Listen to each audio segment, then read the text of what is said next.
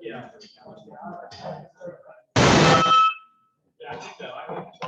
Good afternoon. Welcome to the January 20th Milledgeville Rotary meeting.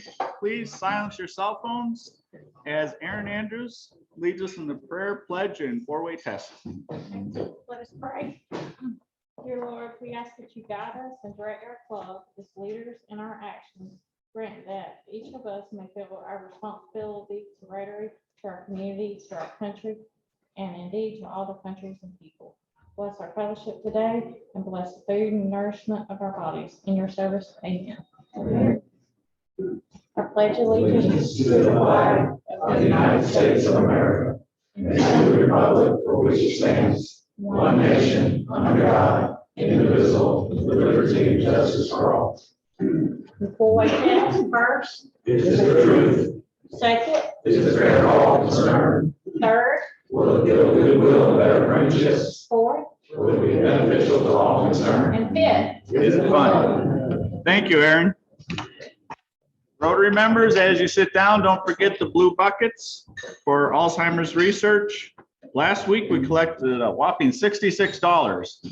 So could we have one or two matches this week for $10? Okay, Chris. Thank you. Mhm. Okay, thank you. Are there any prayer requests? Okay, Randy Stewart and also Jimmy. Jimmy Eubanks. They're both having some issues. Any other announcements? Okay, Kristen, you want to come up and raffle off the $529 pot? Yes, It's getting up there. it is at 529 plus today's sales. We have several guests today. Karen Brooks brought in Michelle Dixon. Yes, Michelle is Assistant Vice President and Loan Officer for Century Bank.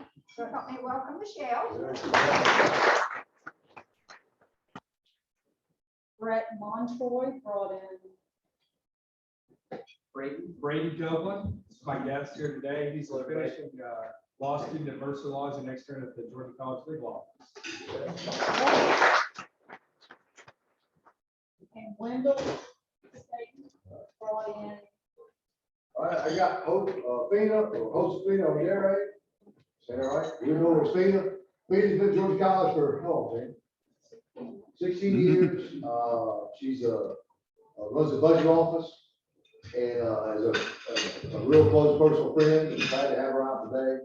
Fina's a Georgia College graduate. Her husband's a Georgia College graduate. Her brother's a Georgia College graduate. Her brother-in-law is a Georgia College graduate. All started, your brother was the first one here to play golf. Finished from Argentina. And most of them Polly, her husband, and Bill up there, like we call it. And but she's a wonderful, glad to have her today. All right. Michelle, give you the honors.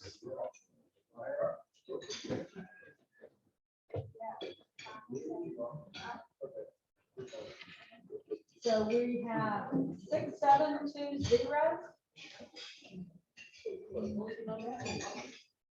Yeah. 6720.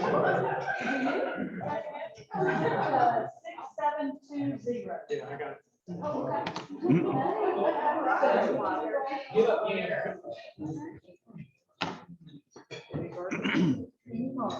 Any card.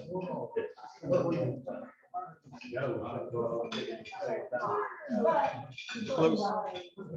All right, thank you, Kristen. Aaron, you want to introduce our guests?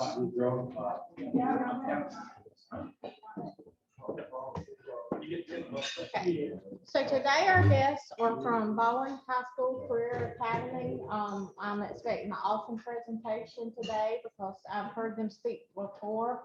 My son actually graduated from Baldwin High School and went through the Career Academy, and he found his passion there at Baldwin High Career Academy in filmmaking. So that's how I heard them speak. So I'm welcome Natalie Stowe, and Jason Flanders is not here. So we have the pleasure of Mr. Brown, I'm sorry, Mr. Shelton Brown coming to speak today, and I've heard him speak, he's wonderful.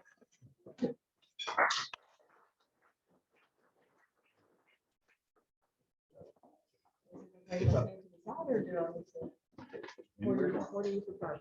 Anywhere you want. Okay. So thank you so much for letting us be here today. Thank you, Erin, for reaching out. We were very excited to have Erin as a part of our business partner recruitment in the spring. And so she was very gracious to ask if we would do this. And we are super excited to always share our story whenever we get a chance. So about 5 years ago, we started the strategic planning process. And as part of that process, we worked in conjunction with For Next Generation Learning. And through that strategic plan, we developed the option of transforming our entire high school into a wall-to-wall career academy. Previously, we had Baldwin High School, we had Baldwin College and Career Academy, and while we are the same entity, people viewed us as separate, even though we're just separated, from the cafeteria. And so now our entire high school is a college and career academy. And based on the 3 strands of For Next Generation Learning, we are transforming teaching and learning, we're transforming the secondary school experience, and we're transforming business and civic engagement. And that sounds like a lot, but what does that really look like? So when I was in school, I went to my math class, I learned all about math. Okay, as I walked down the hall to go to my English class, we learned all about English, but you forgot about your math class. And so basically what happens now is it becomes a collaborative approach between all of our academic areas and all of our elective and CTAE and fine arts areas. And so we focus on the application of the standards, and we now get to be the people that say, when am I going to use this? We get to answer that every single day in every single class. With the transformation with the business and civic leaders, is it now becomes about your expertise. And so what we do, we recruit partners for each academy, and it becomes about how do we apply the standards that our kids are learning in the classroom every day? How do you apply that on your job? And how do you apply that at work? And how does industry apply that? So now we not only focus on the academic side, but the application of that in a true world of work and a career option. And so the For Next Generation framework, it focuses on the whole approach to education and how students are the center of everything that we do. And of course, in education, we know that all of our decisions are about that, but we really focus on that lifelong learning and the true collaboration amongst all. So what's the purpose and what does this thing look like? So we have 4 career themed academies. We have a true 9th grade academy that focuses on academics and it focuses on career exploration. Sorry, that one's not coming out. Then we have hospitality, health, and human services. We have engineering, information, and production. And we have arts, entertainment, and communication. And that pretty much covers all of the existing pathways that we have. And among that, it's kind of like a college major. So when a student chooses an academy, they're in that academy and everything they do is taught through the lens of that career path. So for instance, if I'm a culinary student, I'm going to be in the hospitality academy, and everything that I do in my English class, in my social studies class, in my math class, we now focus on aspects of culinary. So if we're in our social studies class, we may focus on the effects of food. How did it affect war? How has it grown from the beginning to how has it grown now? When you talk about, manufacturing and all of those automated processes that we have now. When you're in English, you may be creating those menus that you would have in the front of the house or the back of the house. If you're in your math class, you may be calculating what would it cost to feed this many people, this type of item, all of those things. So now it becomes just second nature and everything you do is taught through that lens. Again, we are integrating those CTAE standards. We want to encourage, as Erin said about Tyler, we're very excited that he figured out what he wanted to do while he was there with us. And he knew that he wanted to be in the film industry. So he was part of our audio video technology class. And so there he learned those beginning skills to be able to transfer and go to work or go to college or whatever it is he wants to do. But he got exposed to all of that with us in one of our academies.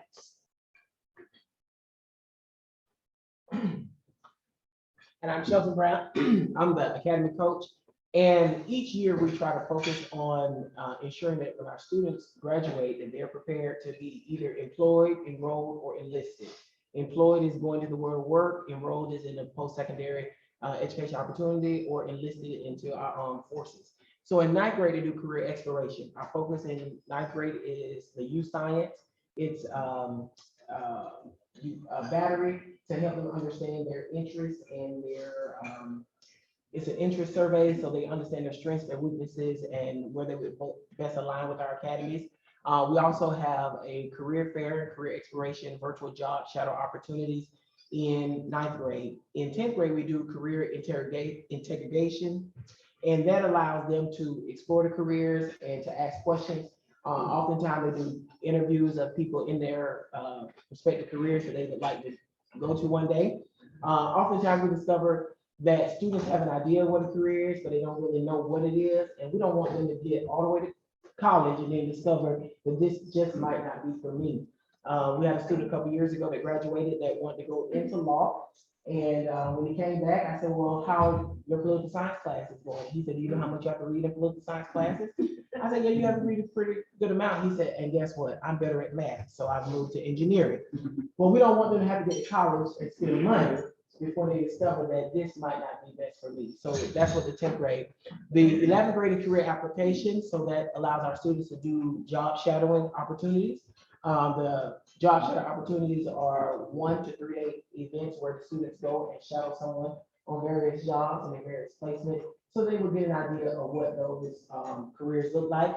They do it virtually and in person. And so if you're ever interested in doing that, please let us know. And then finally, career activation. By the time our students graduate on graduation day, Dr. Price likes to ensure that every student has a plan for the Sunday after graduation.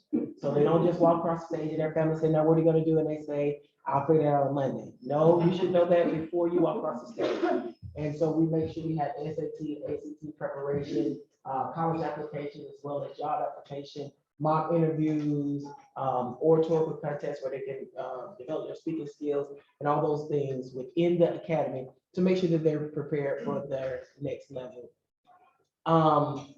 As she stated, these are our current academies. And all our academies are aligned with the 17 career clusters that Georgia has identified. And we try to point them toward careers that are high wage and high demand, because we all know that there are some careers that today exist that didn't exist yesterday, and there are some careers that don't exist tomorrow that don't exist today. So we don't want to pigeonhole them into saying you're going to go in this career, but we want to show them what's available in that area. We also partner with Central Georgia Tech, and we have dual enrollment courses on our campus, which include certified nurse assistant and welding on our campus. And you have any questions on that? All right, this is what we talked about. And we have people from the secondary level as well as the post-secondary level. And the academy model takes the best features of each level of school.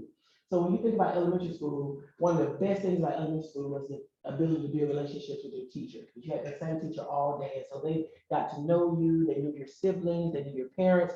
Well, oftentimes you get to high school, you only have that teacher one time, and they have 90 students plus a day. But within the academy, you're gonna have that teacher at least twice. And so they're able to build a relationship, get to know your strengths and weaknesses, help you where you are deficient, and highlight where you are excelling. In middle school, it's team teaching. So the teachers are able to feed off of each other and share collaboratively.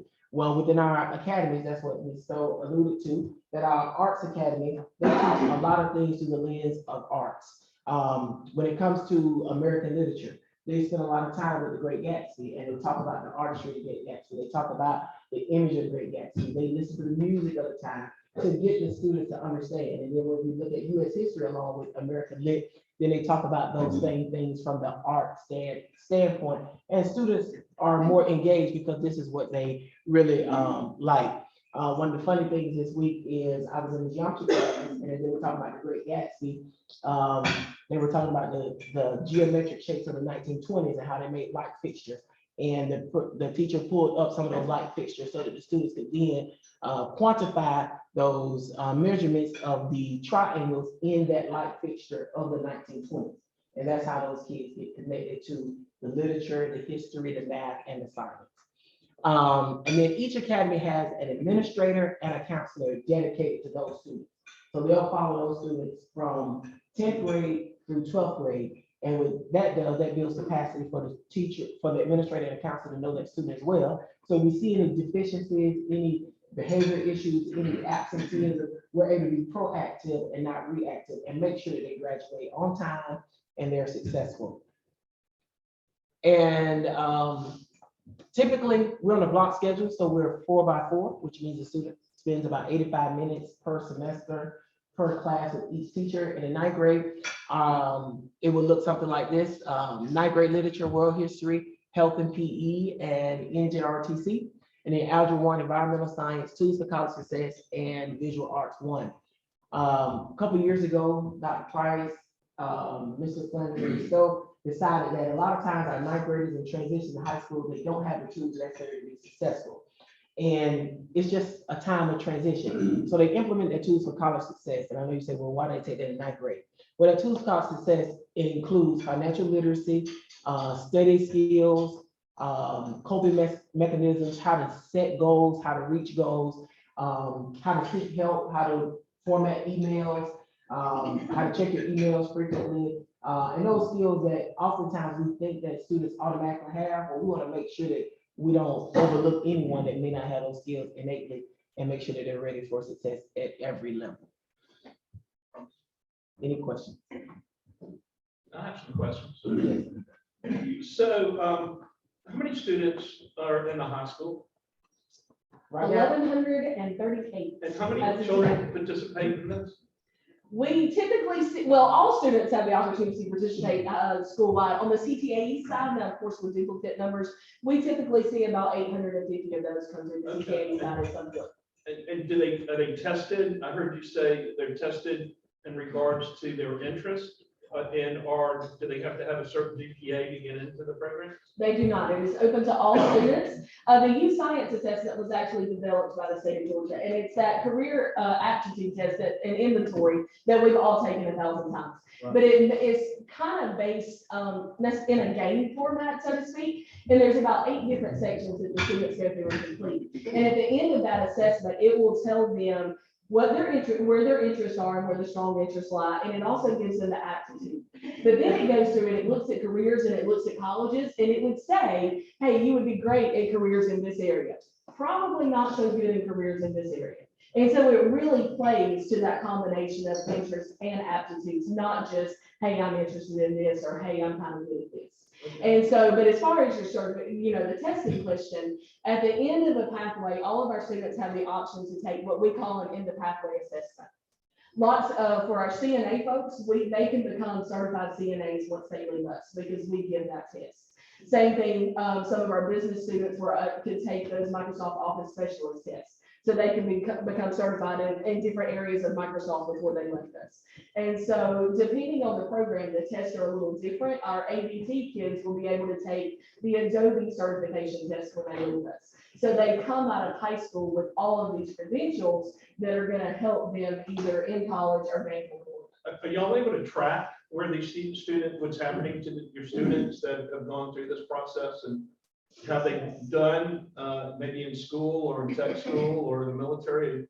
We will get there. We will get there. Unfortunately, with the shutdown of schools and with COVID, it kind of stopped us in our tracks a little bit. So now we're regaining that momentum. So we will get there and be able to track them as they start to work.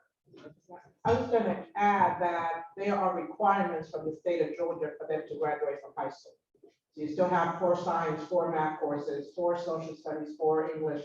So there are certain requirements. So this is in addition to those requirements that the state has. And the state also has academic assessments that they have to take as well. So these additional assessments are separate from the requirement of graduating from high school. In addition to that, our students take advantage of not only going to Central Georgia Technical College, but going to GMC and also going to Georgia College and duly enroll.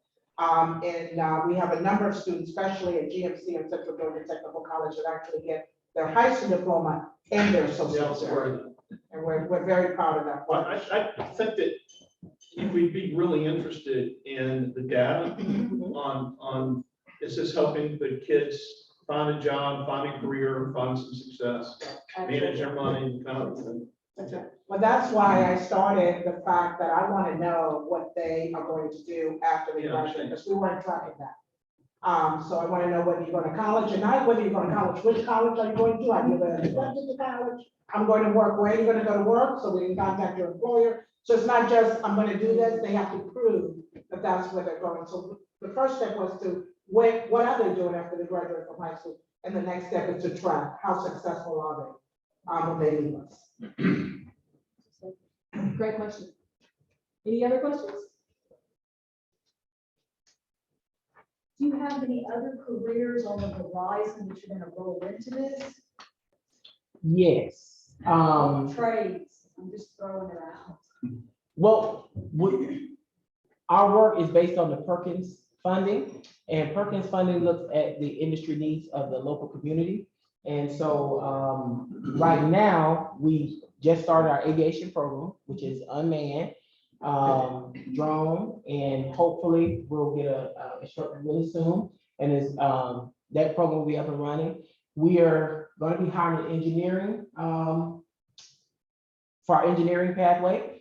And we were in talks with Corbin, and they have a partnership with Georgia Tech and NASA, and they're going to help us implement our engineering program to get students ready to become technicians at Corbin, as well as to pursue their engineering degree. And we can't announce it yet, but there's something in the pipeline for education.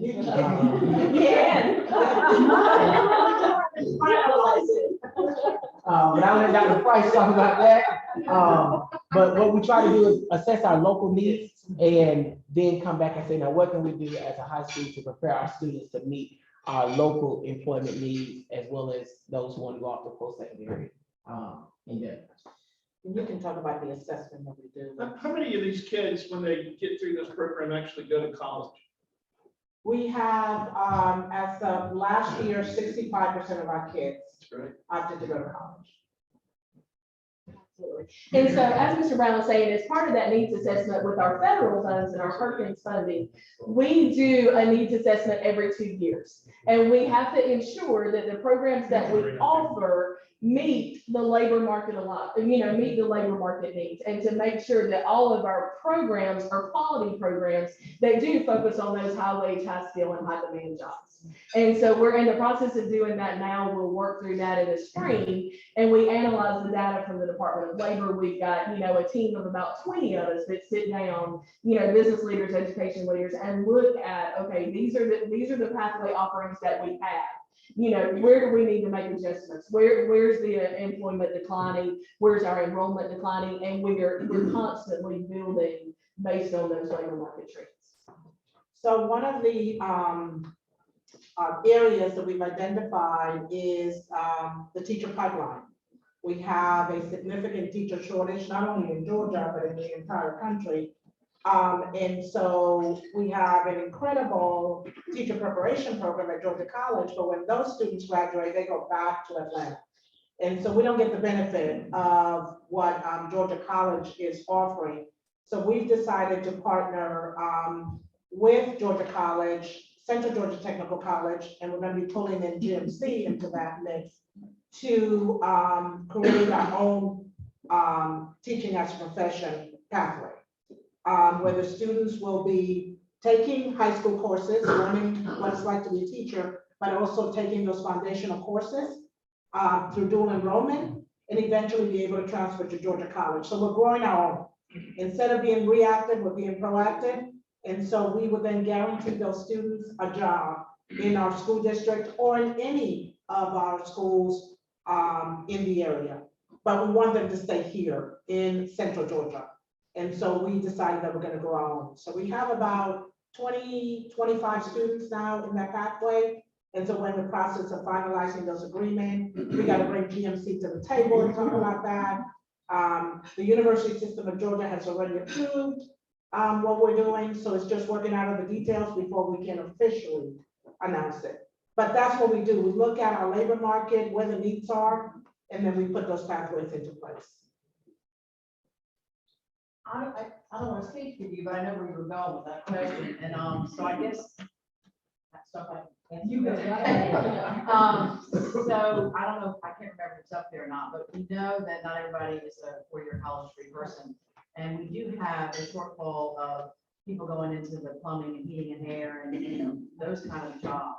So, and I know that could be engineering, it could fit into some of it, but there's a lot of people that really need to go there, so I can't remember if there's a pathway for that. There is. We do, we do welding, that's a dual enrollment program with Central Georgia Tech. We also have a construction program. And just for this semester, we have added an agriculture mechanics class, which also focuses on the plumbing, the engineering, and all of those things. Now, it's through an agriculture aspect, but it's those same skills that they're learning next door in the construction class as well.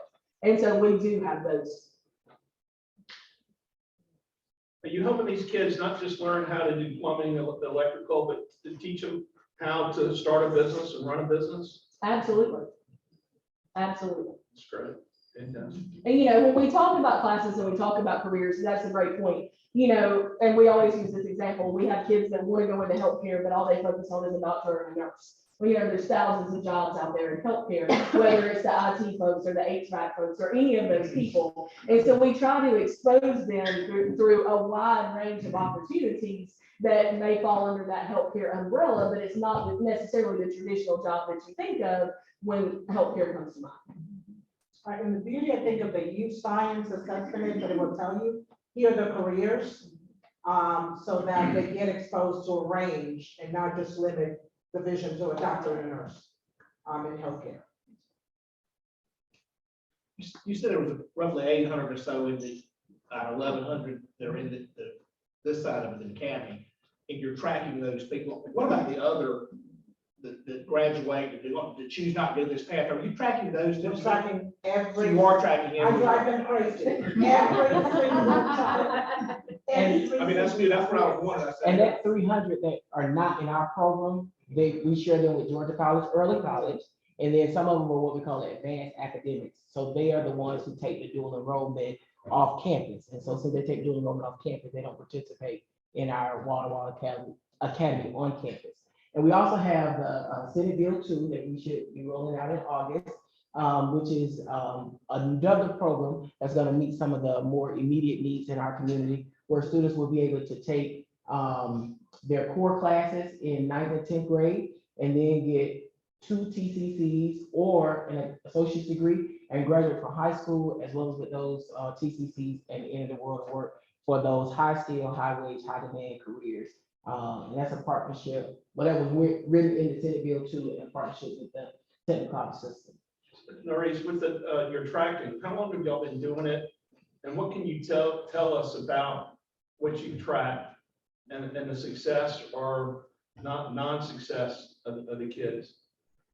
I can tell you that when I started requiring it 4 years ago, Okay. some of my folks did not track every single child.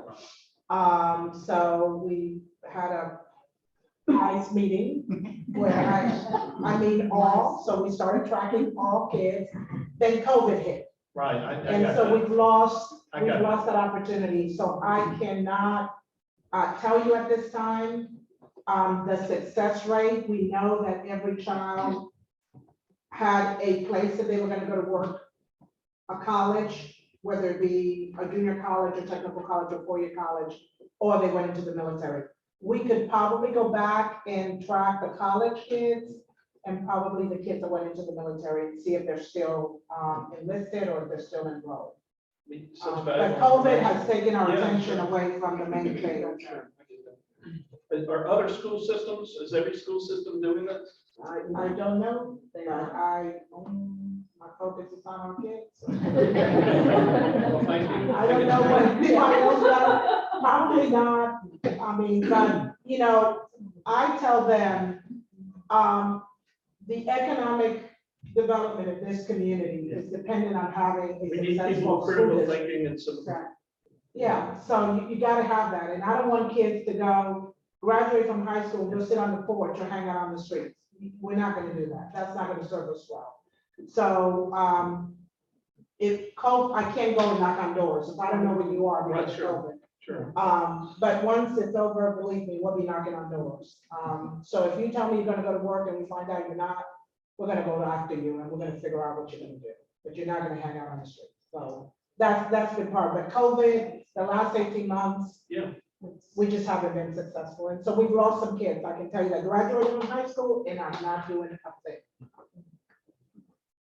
And it's a shame. Then they become Link's problem. We're trying to avoid that. Just a quick comment, love the concept, it's awesome. Love the grow your own concept of the teachers as well. That's right. And I also heard Georgia College mention the presentation probably 12 times. So remind you of that. I'm out. We have a wonderful partnership with Georgia Military College as well. So, our kids, I mean, if you think about it, we're in a rural community. You don't find 3 institutions of higher learning. I mean, it is very unique and very rare. And so we got to take advantage of that opportunity. You know, General Caldwell would say there's no excuse for any of our kids not to take advantage of post-secondary opportunities. And, you know, I totally agree with that. So, but it's matching them up with their passion and, you know, what they want to do. So we're very fortunate. Is there a chance for them to, I guess, be teamed up with some mentor? So when they first leave, they have somebody to kind of talk to when they're first getting their feet underneath them? If you can help me get mentors, I would love, I'm telling you, that's been my biggest challenge. Okay. Getting mentors even to start earlier, you know, start with them at the elementary and the middle school, but at the high school, we just can't get folks to be mentors. And the 100 That's a block great idea. Yeah, we're doing this at the city, which I participate in, and we're working really hard at keeping our African-American students in the school. But I can tell you, we have, which I'm a part of, the Citadel African-American Alumni Association, which is part of the Alumni Association. The last several years, we brought in maybe 75 to 100 young Black men and women, and we're keeping about 98% of them. And that's through the mentor program. Absolutely. Absolutely. We get mentors from the colleges, but then once those kids graduate, they leave, right? They don't have a mentor anymore. So we're trying to get people that live in our community to be those mentors, and we have had a tough time. Yeah, I want to comment on that. Just in a question but a comment. When y'all invited me to the business partnership meeting, I think there was maybe 2 or 3 businesses that showed up to help be a part of this program to help these kids. And without the community support, the businesses supporting it, it's gonna be hard to be successful. And it is, I always say, it's your public school system. You know, our success is your success. So we welcome you. And if you know people that you can recruit, that would be wonderful. We just heard the testimony of how powerful it is to have a mentor. Any other questions?